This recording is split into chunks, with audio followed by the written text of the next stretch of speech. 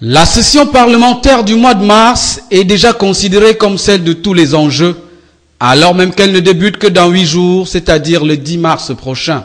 Dans la boule de cristal parlementaire, l'anecdotique révision constitutionnelle qui s'enracine du fait des appels et contre-appels d'une élection présidentielle anticipée cette année 2016, 2 ans avant la fin du mandat actuel du président de la République. Tout semble indiquer que Paul Biya sortira un joker pour répondre à tous ces appeleurs et contre-appeleurs. On parle d'un fauteuil nouveau à fabriquer par le Parlement pour un vice-président, une remise du mandat présidentiel du septennat au quinquennat renouvelable une fois. Que des faits qui n'auront d'ossature constitutionnelle que s'ils seront inscrits au barbillard de l'activité parlementaire pour cette année 2016. Des supputations qui suscitent une grosse polémique sur les réseaux sociaux avec par exemple des appels à la mobilisation dans le sens de ne pas toucher à la Constitution. Toujours dans les réseaux sociaux, il y en a qui demandent un nouveau contrat social au Cameroun pour que chaque citoyen puisse appréhender l'avenir avec sérénité et confiance. Les parlementaires sont ici positionnés comme des arbitres de l'histoire et de l'avenir politique du Cameroun. Toutefois, rien n'est encore confirmé, mais ne dit-on pas souvent qu'il n'y a jamais eu de fumée sans feu. Les travaux de la session de mars, première pour l'année 2016, s'annoncent donc houleux et plein d'attention de la part des citoyens, car une tournure importante y est annoncée. Dans le but de prouver leur solidarité et à assumer leurs décisions, le meeting de Garoua a commencé par une marche dite de soutien. Les Lamibé, les maires de la région du Nord, les sénateurs, les députés, tous aux couleurs du RDPC, c'est un parti de l'opposition, des directeurs généraux de sociétés, le gouverneur du Nord Jean Abaté Di, le Mindup Youssouf Adidja Alim, le secrétaire d'État à la défense chargé des anciens combattants et des victimes de guerre Kumpaïssa, le secrétaire du Mindu, Amadou Sardaouna, pour ne citer que cela. Tout ce beau monde a fait le déplacement pour soutenir l'initiative du chef de la délégation permanente régionale du comité central du RDPC pour le Nord, Sa Majesté, premier vice-président du Sénat, Aboubakari Abdoulaye. La cérémonie était très bien organisée, ça il faut l'avouer, et les discours étaient à la hauteur. Celui de la mélodie de Aïbouba a tout résumé, c'est-à-dire Garoua a appelé le président à se représenter aux élections. Ça prouve que son parti, et pas seulement son parti, parce qu'on a vu d'autres partis aussi, j'ai vu l'UNDP, j'ai vu d'autres partis, sont venus renforcer le RDPC, sont venus aussi demander, les autres partis sont venus renforcer le RDPC et demander au président Biya de se représenter à la magistrature. Dans les différents discours, les différents interlocuteurs ont énuméré les bienfaits de Paul Biya depuis son accession au pouvoir en 1982 à nos jours et la place qu'il accorde à la région du Nord. Sur le plan sécuritaire, l'engagement du numéro 1 à combattre le terrorisme et préserver la paix au Cameroun. Ils ont donc tous par la même voie réitéré leur sincère soutien au renouveau et aux idéaux que promeut le chef de l'État.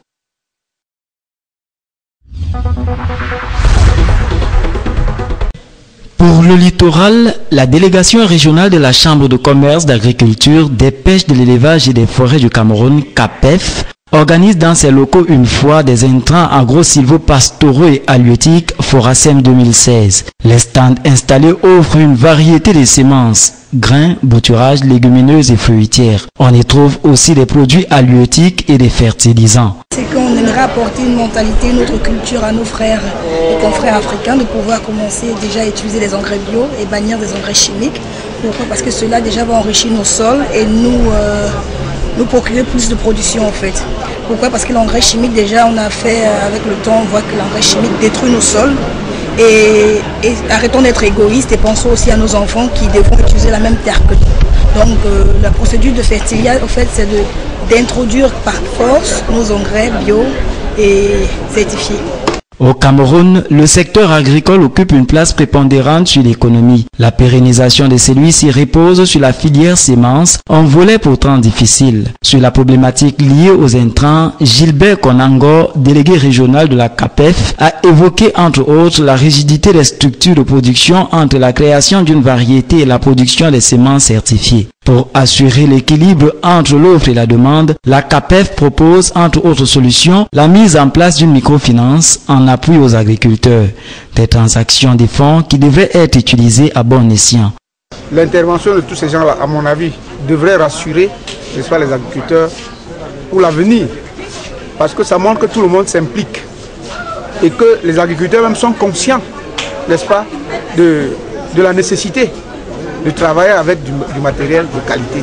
Les travaux en salle ont aussi donné un aperçu des atouts de l'aquaculture dans la création des richesses et l'amélioration des revenus des exploitants agricoles, à savoir la pratique de la pisciculture à but lucratif. Pour clôturer la cérémonie d'ouverture, l'on a procédé à la remise des parchemins aux lauréats de la dernière session de formation de la filière de production des techniques animales, puis à la traditionnelle visite des stands.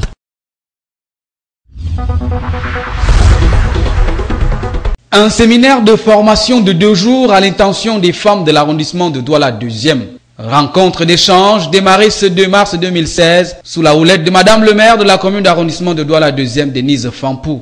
Elles sont une cinquantaine de femmes venues s'abreuver à l'école du monde des affaires avec un accompagnement de quelques experts en matière de création de projets. Ce séminaire revêt un caractère d'émulation et de stimulation à l'intention de ces créatrices de richesses dans l'arrondissement de Douala 2e. Nous avons organisé ce séminaire pour entrer en droite ligne avec le thème retenu à l'occasion de la Journée internationale de la femme qui parle de l'autonomisation de la femme. Alors ce séminaire, nous pensons, viendra renforcer les capacités des femmes afin qu'elles puissent elles-mêmes monter des business plans pour pouvoir susciter des financements et être autonome ne peut dépendre de qui que ce soit. Le développement participatif pour l'émergence locale au cœur de cette formation a conduit l'exécutif communal à regrouper des femmes issues des associations. Effectivement, elles sont là en association. Ce sont plutôt les femmes des associations qui ont été les plus ciblées dans cette formation. Parce que nous avons voulu qu'ensemble, qu'elles puissent monter des projets porteurs pour qu'on puisse les aider ou les encadrer à suivre, mener leur projet à bout et afin peut-être obtenir des partenaires pour le financement de leur projet et ce qui les rendra autonomes. Les participantes à ce séminaire nourrissent l'ambition d'en sortir mieux outillées afin de mieux attaquer le monde entrepreneurial. Des projets associatifs, des projets pour voir comment des femmes peuvent faire pour surmonter à la vie quotidienne. Il y a tous ces contours qu'ils ont dit. Et nous avons 2 jours de formation. Donc nous sommes en train de suivre, de prendre note et de voir comment nous pouvons faire pour des projets pour la femme, pour le développement de la femme. L'arrondissement de Douala 2e, en cette période de la semaine dédiée à la Journée internationale de la femme le 8 mars prochain, veut sortir toutes les femmes de leur carcan d'assistantes éternelles pour prendre les devants de la scène comme le monde des affaires.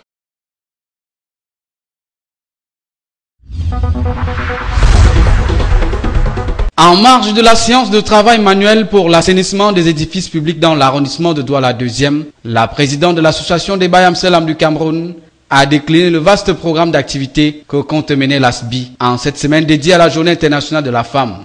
Vraiment une semaine très dure. Hein?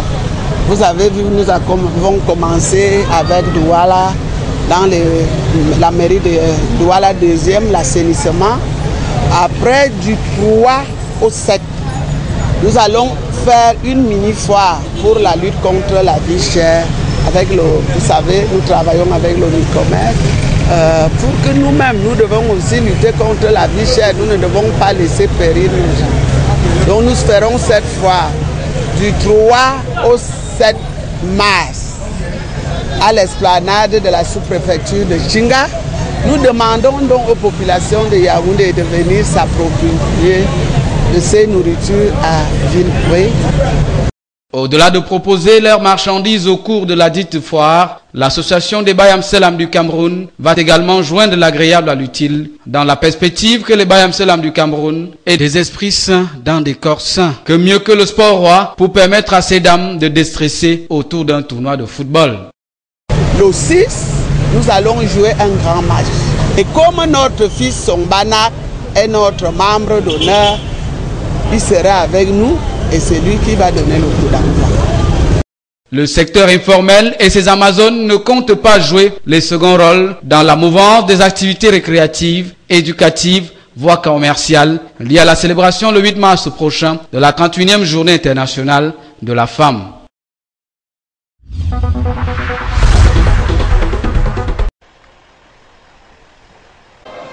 La note d'histoire révèle que c'est en mars 1966 que le foyer du marin de Douala a été officiellement inauguré. La justesse du décompte des ans impose donc en cette année 2016 soit célébré le cinquantenaire de cette œuvre sociale de l'église évangélique du Cameroun, mise sur pied grâce au concours de la mission allemande aux marins, dont le siège est à Brême en Allemagne. Le 50e anniversaire du foyer du marin, fêté ce 2 mars à Douala, a été l'occasion de rappeler sa mission et sa vocation. En clair, le foyer du marin a pour mission d'encadrer et de témoigner de l'amour de Dieu en parole et en acte aux marins originaires de tous les pays ainsi qu'à leurs familles, sans distinction de religion, de conviction politique, de race et de sexe. Aussi témoignent-ils de l'amour de Dieu comme le font toutes les autres œuvres diaconales et missionnaires de l'Église, mais avec pour population cible les marins. Outre cette approche purement évangélique, l'existence du foyer du marin dans la ville de Douala dévoile aussi le volet multilatéral de la coopération germano-camerounaise.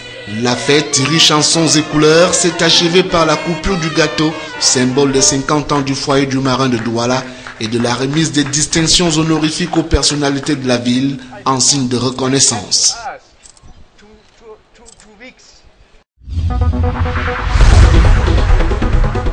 Dans son adresse à la jeunesse à l'occasion du cinquantenaire de la jeunesse à elle consacrée, le président de la République a annoncé un plan triennal spécial jeune. 103 milliards de francs CFA, c'est le montant que va consacrer le gouvernement en 3 ans par la mise en œuvre de sa politique d'insertion socio-économique des jeunes dans le cadre de ce plan. Pour traduire dans les faits cet acte du chef de l'État, le gouvernement, à travers le ministre de la Jeunesse et de l'Éducation civique, vient d'organiser à Maroua un atelier régional d'opérationnalisation de ce plan triennal spécial jeune. Les assises sous le présidium de Mounouna Fotso, chef du département ministériel en charge des questions des jeunes, visaient à identifier les domaines prioritaires d'insertion socio-économique des jeunes et à adopter un mécanisme d'action de mise en œuvre de ce plan. Il a été question de mobiliser la jeunesse de l'extrême nord, de cerner ses aspirations et de mobiliser les partenaires gouvernementaux et non gouvernementaux pour apporter des réponses aux aspirations de ces jeunes. Le ministre a à cet effet invité les jeunes à s'approprier les réponses que le gouvernement envisage apporter. L'atelier de Maroua a bénéficié de l'appui du programme des Nations Unies pour le développement PNUD. Pour sa représentante résidente,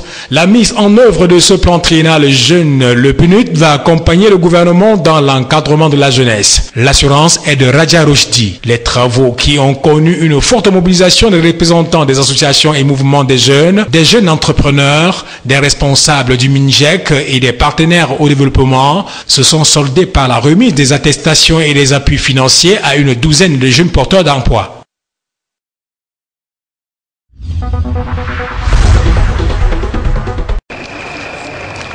Le cercle des amis du Cameroun, qui est toujours au chevet des plus démunis, une fois de plus, s'est illustré dans son élan de cœur. On se souvient lors de leur dernier passage en 2013 de son soutien aux femmes rurales et par la même occasion aux hôpitaux de Ngong et Guider à qui ont été remis des dons constitués des équipements sanitaires. On note aussi la construction des salles de classe et salles informatiques à l'école publique de Galdibé. Aujourd'hui encore, la journée était marquée par la rétrocession officielle de l'école publique de Gashiga, groupe 1 et 2 au Minéduc, totalement réhabilités. Dans le même objectif, la remise d'un important don aux associations des femmes rurales a eu lieu le week-end dernier à Gashiga dans l'arrondissement de Densa. Ce jour, l'ambiance qui régnait était sans pareil. C'est à l'entrée de la ville que toute la population est sortie massivement pour accueillir les dames du Sérac. Les groupes de danse étaient aussi au rendez-vous. Une brève salutation à tout ce monde, une visite de courtoisie au Lamido Abdoulaye Mustafa, puis le cortège dirigé par Madame Youssouf Adidja Alim et à ses côtés Jean Abaté Edi, gouverneur du Nord, est allé vers l'école publique de Gashiga, lieu de la cérémonie. Plusieurs allocutions pour magnifier les différents dons du Sérac à Garoua, et c'est par la voix de Madame Youssouf Adidja Alim, représentante de la présidente du Cercle des Amis du Cameroun, qui s'est engagée depuis sa création il y a un peu plus de 20 ans dans les actions de solidarité et de partage avec les plus démunis, notamment dans le domaine de santé, de l'éducation et de la lutte contre la pauvreté. En uniforme, ces dames ont tenu des moments d'intense communion avec les populations bénéficiaires. Le maire a montré à ces dames toute la joie de voir l'arrondissement de Gashiga diminuer d'une partie des problèmes qu'il rencontrait depuis belle lurette. La cérémonie de remise de dons aux femmes rurales a fait monter la valeur culturelle à laquelle ont pris part avec exaltation les dames du Sérac, où les groupes de danse et autres ont aussi vanté le mérite de la première dame et présidente fondatrice du Sérac, Madame Chantal Bia.